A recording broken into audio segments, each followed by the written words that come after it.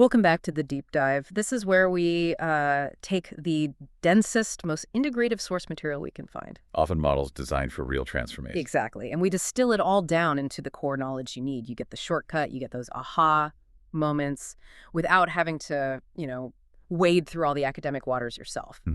Today's deep dive was requested by Sachin Karnik, who's a presenter and researcher with the Angel Wing, LLC. And the source we are opening up is the TEMD framework. Foundations of Personal Core Energy. And it's a fascinating model. I mean, right away it's compelling because it doesn't just describe psychological states. It completely reframes them. How so? What's the big shift? Well, the TEMD framework is essentially an integrative system. It asks us to look at our thoughts, emotions, memory, and desires. The usual psychological component. Right, but not as these separate, distinct factors. Yeah. It views them as dynamic, interconnected, and this is the key, measurable expressions of something much deeper. Which is? A foundational, underlying energy called personal core energy. Okay, so that is the crucial conceptual shift right out of the gate. So our mission for you, the listener, is to kind of move past the abstract labels of psychology. Like anxiety or motivation. Exactly. And to start seeing these inner processes as, well, practical energy transactions. We're going to define each component, T, E, M, D, and E, and explore how understanding their energetic nature allows for conscious management. Which is what leads to real personal growth and transformation. It really is a shortcut to mastering your own internal operating system. Okay, let's unpack this. I think you put it perfectly. The core power of this source material is that functional shift it demands from you. It moves the conversation away from, treating psychological challenges as something purely mental. Something you might feel powerless against. Precisely. And instead, it conceptualizes them as states of energy. And if they're energy, they can be directed, they can be refined, and importantly, they can be conserved. So to navigate this map, we need to define the acronym immediately, TMDE. Right. It stands for T is thoughts, which is your cognition. E is emotions. M is memory. D is desires. And then the anchor of the whole system, the final E, is personal core energy. And you said that final E is the revolutionary part. It really is. The framework's fundamental idea is that all those other things we just listed, T, E, M, and D, are all interconnected energetic processes. So we're shifting the lens. We are fundamentally shifting the lens away from conventional psychology, which tends to, put these functions in separate boxes. Right. And instead, we're looking at the mind and body as one unified energetic system. So everything we experience or think or feel is, in the TEMD view, an energy transaction. An energy transaction that either builds, maintains, or depletes that core resource. Wow. So if I find myself feeling, say, confused or stressed, I'm not just in a bad mental state. No. You are experiencing an energetic imbalance, or more likely, a massive expenditure of your core energy on what the framework would call internal friction. That reframing changes the entire strategy for how you manage that experience. Okay, so let's start at the top. The component we all interact with, maybe too frequently, T, thoughts, or cognition. Right. And thoughts in this model are given a weight that goes far beyond just, internal monologue or mental chatter. Okay. We define cognition as the mental process of acquiring knowledge and understanding. That happens through thought, experience, and the senses. But within TEMD, thoughts are seen as the foundational architect of our inner world. And the source material is really adamant about this. It says thoughts are structured manifestations of energy that actively shape our subjective reality. That's the key part. They aren't just representations of what is. They're fundamentally formative. Yes. So if you keep thinking about a problem in a certain way, you are, piece by piece, energetically structuring your reality around that very problem. That's a huge distinction. And if you accept that a thought is a piece of energy, then I guess you have to analyze its characteristics. You must. Because those characteristics determine its overall impact on your personal core energy. The framework highlights 3 critical attributes of a thought. Which are? Clarity, coherence, and frequency. Okay, let's break those down. Clarity seems straightforward, the sharpness of the idea. But I want to get into coherence and frequency because they seem to relate directly to that energy drain you mentioned. They absolutely do. Yeah. So frequency is the quantitative attribute. How often and how repetitive is a thought pattern. Okay. Coherence is the qualitative attribute. How well does that thought align with your core values, with your other beliefs, or with your ultimate desires? So the energetic cost of a thought is determined by how those two things combine. Precisely. Can you give us a really relatable scenario? How does low coherence combine with high frequency create that massive internal energy drain? Let's take decision paralysis. I think we've all been there. Imagine you're debating between two career paths, let's call them Job A and Job B. You might spend, I don't know, 10 hours a day just cycling the same arguments in your head. Job A is secure, but I'll hate it. Job B is fulfilling, but it feels way too risky. Right, that loop. That pattern is extremely high frequency. It's running constantly, but it is critically low coherence. Why? Because the two internal arguments directly cancel each other out. This conflict is what the framework calls internal friction. And that internal friction is essentially just wasted energy, isn't it? It's energy that you should be using for external tasks. Like focused work or creativity. Or even just physical repair, and instead it's being consumed by this self-canceling mental loop. Exactly. The qualitative nature of your thinking, its coherence, and the quantitative nature, its frequency, that combination dictates your systemic vitality. So a clear, focused, and coherent thought pattern, say a single-minded focus on executing a goal, that's energetically efficient. Highly efficient, whereas a scattered, repetitive, and dissonant pattern is aggressively depleting. So the shift here requires moving the focus from what you are thinking to how the process of thinking is actually occurring. And that necessity for self-management, for observing that process, brings us directly to the higher-order cognitive functions. Yes, specifically metacognition. Thinking about thinking. That's the simplest way to put it. We define metacognition as the capacity to reflect upon, to understand, and ultimately to control one's own cognitive processes. It's the observing self. It's the part that can step back and realize, I am currently stuck in that high-frequency, low-coherence loop of Job A versus Job B. Yes, that's the moment of power. So if my baseline thinking, my T, is generating all this dissonance, that repetitive worrying metacognition is the tool that lets me step back and see that process of worrying as an energy sink. Not just a problem to be solved endlessly inside your head. Right. It's the self-aware layer that allows you to intervene. And this self-aware layer is absolutely essential for the active modulation of your cognitive patterns. The practical goal here is profound. You're trying to shift from dissonant, automatic thinking. Which is draining. Fundamentally draining. And you're shifting to harmonized intentional ideation, which is efficient and focused.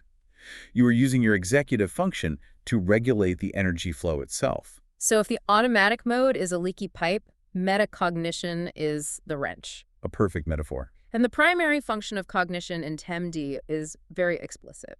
It's to direct the flow of personal energy. If thought is structured energy, then the content of my thought is acting like a navigation system for all my other energy. That's exactly right. And this is why the framework advocates for specific practices. Things like focused attention, mindfulness, strategic thinking. These aren't just productivity hacks. They're energy preservation methods. Yes. They prevent the systemic depletion that's associated with constant overthinking or the energetic tax of chronic cognitive dissonance.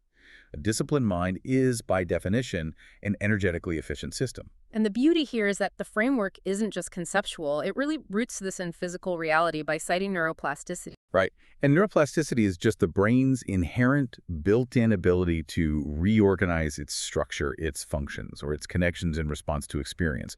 It's the biological mechanism that explains why thought modulation actually works. So cognitive mastery, this idea of establishing more coherent and energetically efficient cognitive habits, it isn't just metaphorical. Not at all. You are literally physically altering neural pathways in your brain. Yeah. If you consciously and repeatedly practice structured, coherent thinking, you are strengthening the specific electrical and chemical pathways that support clarity. And the brain favors the pathways you use most often. It's an efficiency machine. What's so fascinating here is that the framework gives a thought both a qualitative attribute, coherence, and a quantitative one, frequency.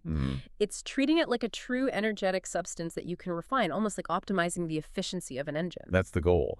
By focusing on the coherence and clarity of your T, you are literally wiring your brain to become a more efficient energy distributor. It's the ultimate form of self-optimization.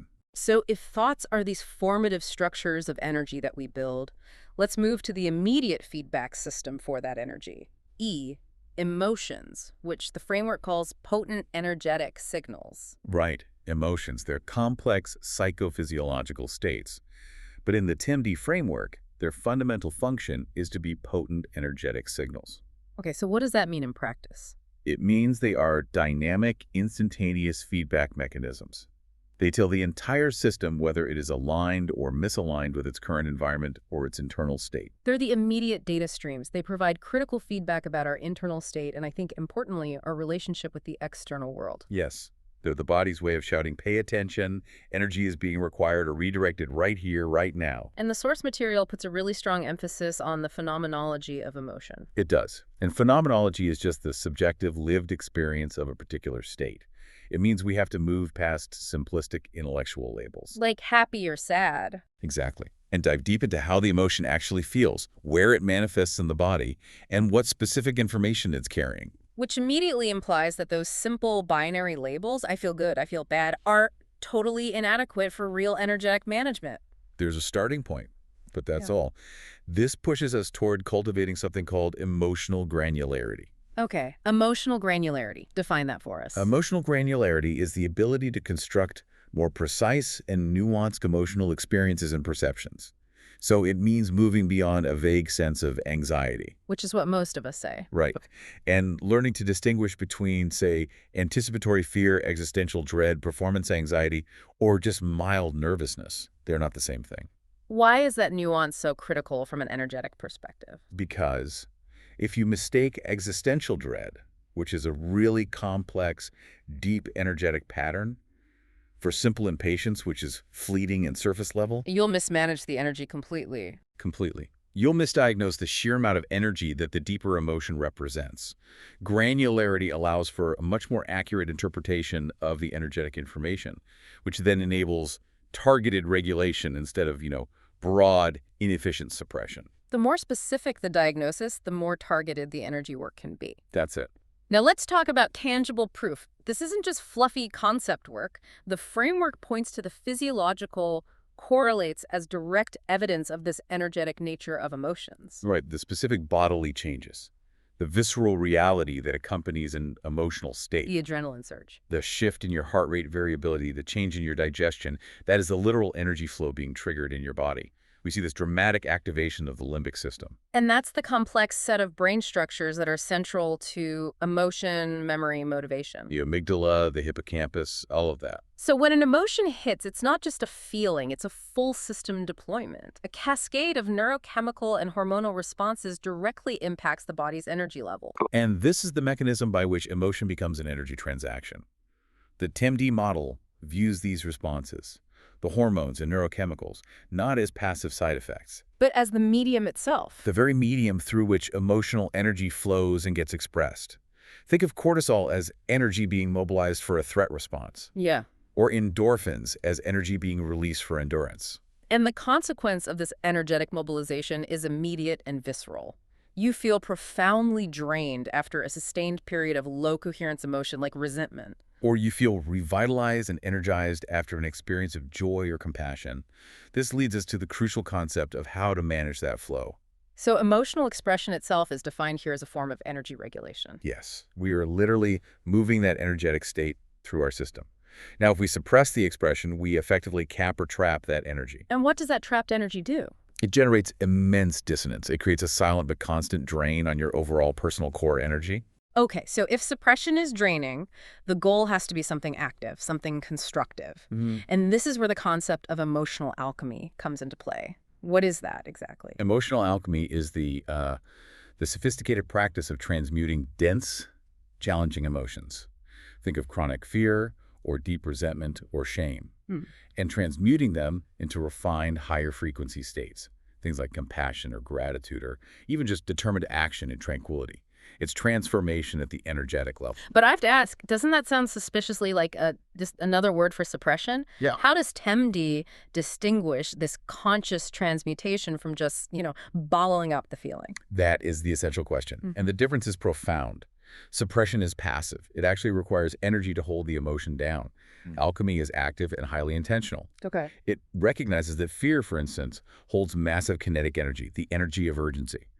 The goal isn't to eliminate the fear, but to drain its toxic informational charge. The story attached to it. The story, yes. and then redirect the pure kinetic urgency into focused preparation or planning or building resilience. So the energy is preserved, but the structure of it is changed.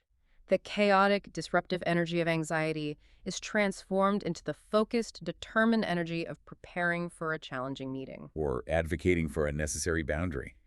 The source material is clear that this process transforms a potentially disruptive force into a source of profound personal insight and ongoing vitality. So the way we express, or maybe a better word, is process. An emotion isn't just a mental release. It's a fundamental regulation of our internal energetic output. Absolutely. Mastering emotional granularity and practicing this kind of alchemy means you gain control over one of the most powerful and immediate sources of your systemic energy. And while emotions are these immediate signals, how those signals are interpreted and reinforced over time relies so heavily on the next component. Memory. And conventionally, memory is often treated like, a static filing cabinet, a place where archives of the past are stored, safely locked away. The TEMD framework, it sounds like, departs from that radically. It does. It conceptualizes memory not as a static archive, but as a dynamic and living system of energetic patterns that is actively shaping your personality and your current perception. So it's constantly being updated and influenced by our present thoughts, emotions, and desires. Constantly. To understand just how dynamic it is, we need to quickly look at its neurological foundations. It starts with encoding. Encoding. Which is the initial process of converting sensory input, what you see, hear, or feel, into a storable physical construct in the brain. And that physical construct is called the enneagram. Yes. Engrams are the theoretical biophysical or biochemical traces in the brain that correspond to a memory. Now, for a long time, neuroscience treated these enneagrams as permanent, like data etched onto a CD. But the 10-to-B model emphasizes they are far from immutable. And this is the critical insight, the inherent malleability of memory. And this malleability is where the opportunity for energetic management really lies. So how does a memory become a mutable energy pattern? It happens during retrieval. The process of accessing stored information is not an exact playback. It is inherently reconstructive. Okay. Every single time you recall a past event, you don't access the original recording. You build it anew, and you incorporate your current emotional state, new context, and your present knowledge. And that act of reconstruction opens up a potent but brief window for intentional energetic change. This is the process of reconsolidation. Reconsolidation. It's a critical, well-documented concept. It's the labile period, which just means unstable or easily altered, that occurs when a memory is retrieved. Right. The memory becomes active, it becomes vulnerable to updating, and it's ready to be slightly rewritten before it's stored again. So it's like taking a document off a server, editing it in a live workspace, and then saving the new version over the old one. Perfect analogy. Yeah. And it is during this labile period of reconsolidation that the energetic and emotional charge of a memory can be intentionally transformed. So if a past event holds a massive emotional weight, like shame or intense fear, you can revisit the memory and deliberately alter that charge while it's in that labile state. And this malleability is profoundly significant. Why?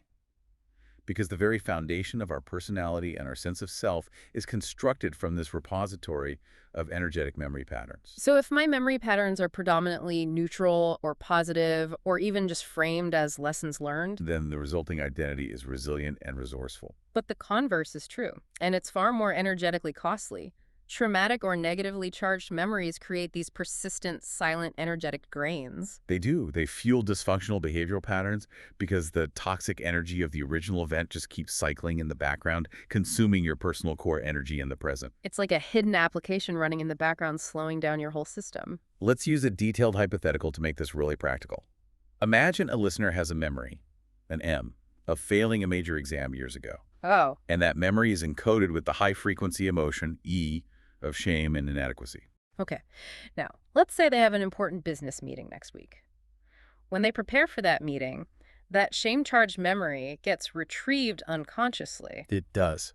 And the energy from that past failure is immediately diffused into the present moment. So how does reconsolidation allow them to fix that drain? Right. What's the process? Well, they need to intentionally engage in therapeutic reconsolidation. So, 1, retrieval. They actively, deliberately recall the memory of the failed exam. They bring that energy to the surface. And they face it. 2, intervention. While that memory is active and labile, they introduce a strongly contrasting, coherent emotional state. They might vividly recall a time they succeeded in a much harder challenge. Or they might reframe the original failure using their current adult perspective. Recognizing it led them to a better path or taught them something crucial? Exactly. And then 3, storage and repatterning. They actively save the memory not as the moment I failed and proved I'm inadequate, but as the challenging time I learned resilience and redirection. The new memory trace is saved without the original toxic energetic charge. That is energy work at its most fundamental. These practices, like narrative reframing or therapeutic memory reconsolidation, they neutralize those disruptive energetic imprints. The individual repatterns their memories to support growth. You turn what was a massive energetic leak into a stored reservoir of wisdom and resilience. So if we connect this to the bigger picture, memory management is fundamentally about optimizing our internal energetic history to improve our current vitality. Memory is not a dead storage unit. It is a vital, consciously managed, energetic resource that dictates our available energy and our trajectory into the future. And the flow of that optimized energy refined through coherent thought, transmuted emotion, and liberated from negative memory charges is ultimately guided by the next component, D, desires. Right, desires. These are the most direct expression of forward momentum. The TEMD framework defines them as the primary directional vectors of personal energy. Directional vectors. Yes, they serve as the engine for motivation, drive, and intention. They basically tell your personal core energy where to go and what shape to take. So they're the complex energetic phenomena that bridge the gap between our internal state, our core energy, and our external actions in the world. They're the map and the compass rolled into one. And the physiological link here is immediate. Oh, absolutely. Desires are fundamentally linked to the brain's dopaminergic circuits. These are the neural reward pathways that use dopamine. And we should clarify, dopamine isn't the pleasure chemical itself. That's a common misconception. It signals the anticipation or the seeking of pleasure, which is the primary motivator for our behavior. So when we experience desire, we are mobilizing energy based on the promise of a future reward. The energy transaction happens in the seeking, not necessarily in the having. Exactly. The greater the desire, the more concentrated the anticipation, and the more energy the system mobilizes.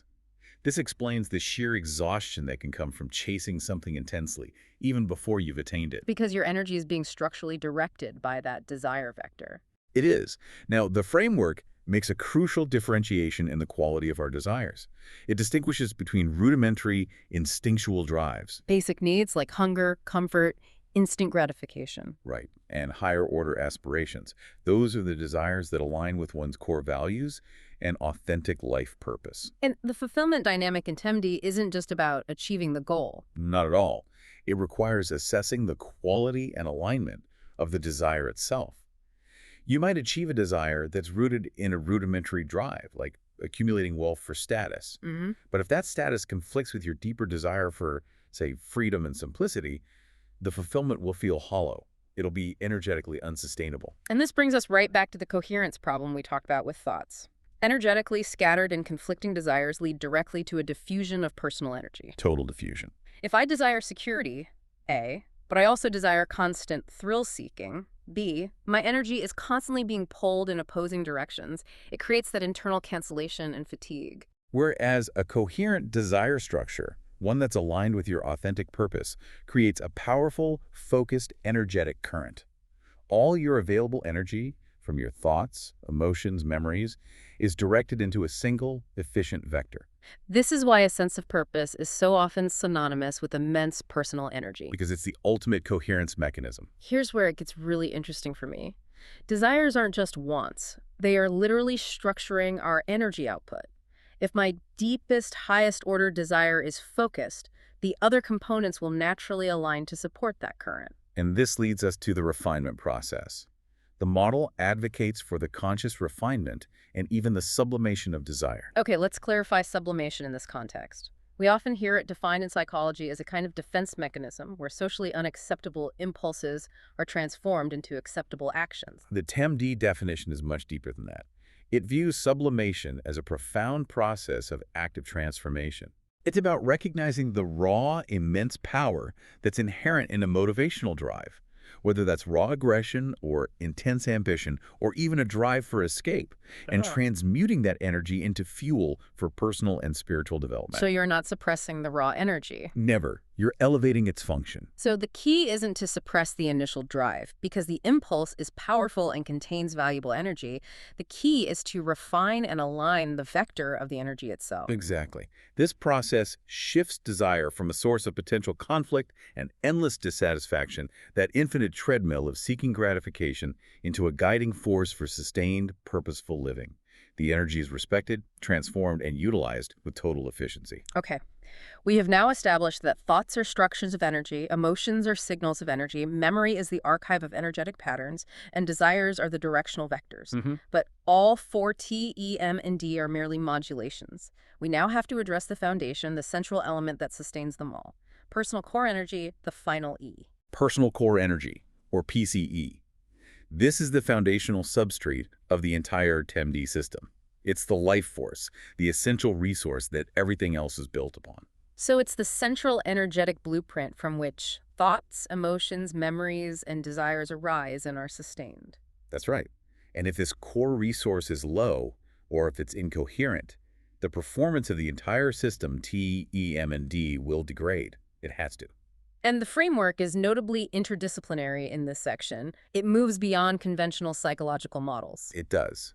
It incorporates concepts from bioenergetics, that's the field concerning energy flow through living systems, which deals with measurable things like ATP production and cellular respiration. And crucially, it also incorporates theories of subtle energy. Right. And these are forms of energy that are considered to underlie the functioning of living systems. They're often referred to as the vital life force, or prana, or the fundamental biofield. What's the biofield?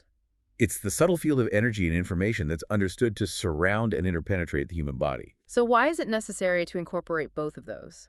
The measurable bioenergetics and the more conceptual subtle energy? Because conventional bioenergetics can explain our stamina and our physical functions, but it doesn't adequately explain the subjective experience of resilience or vitality, or the rapid healing that seems correlated with our psychological states. I see. Subtle energy provides the necessary bridge to conceptualize the profound energetic interconnectedness that's demonstrated by T, E, M, and D. You really need both to explain the whole human system. And this core energy has two primary dimensions that have to be managed. The first one is the quantitative dimension. The quantitative dimension is experienced as your raw level of vitality, resilience, and stamina. This is literally how much fuel you have in the tank.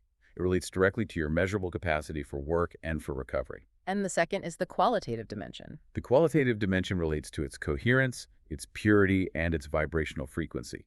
You might have a massive quantity of energy, a full tank, but if it's chaotic and incoherent, it's low quality. It'll sputter out. It'll sputter out and generate massive internal friction. We need a clear metaphor here. How do we differentiate between high quantity but low quality versus high quality and high efficiency? Okay, think of two cars.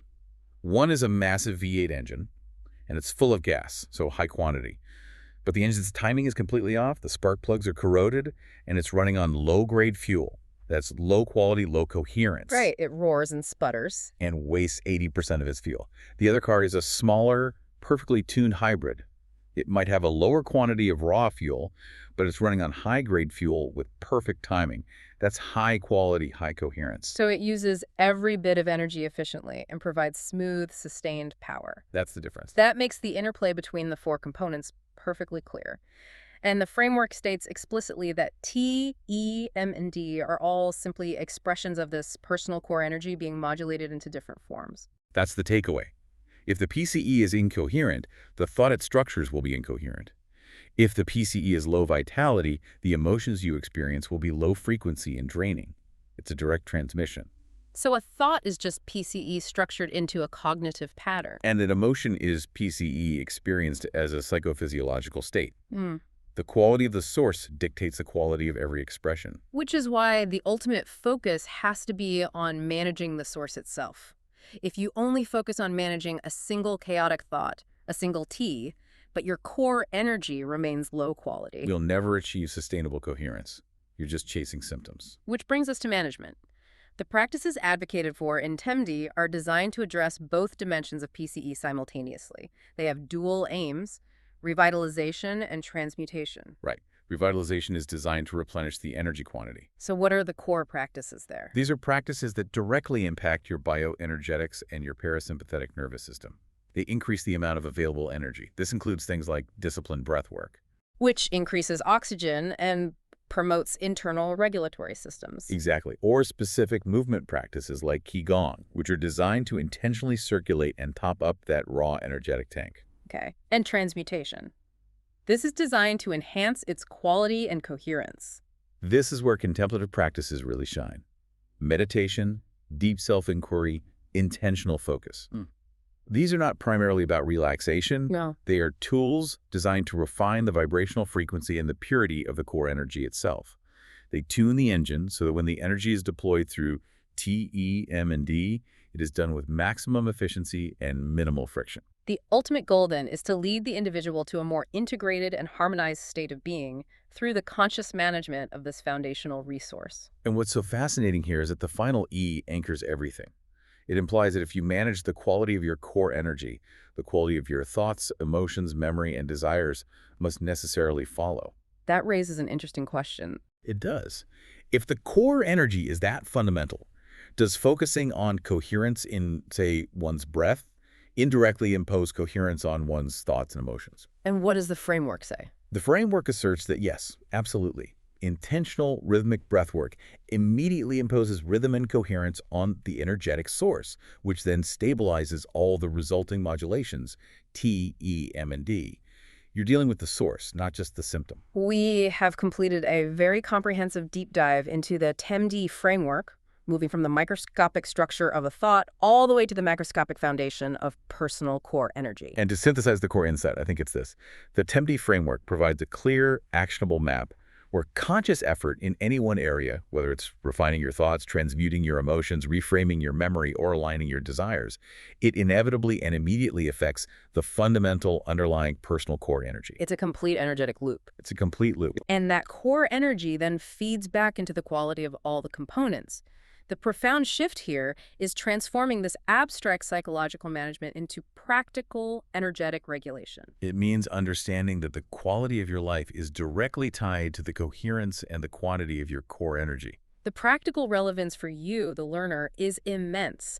This framework offers a really streamlined way to gain knowledge quickly about your inner workings, transforming the complexity of psychological life into manageable, practical energy transactions. So what does this all mean?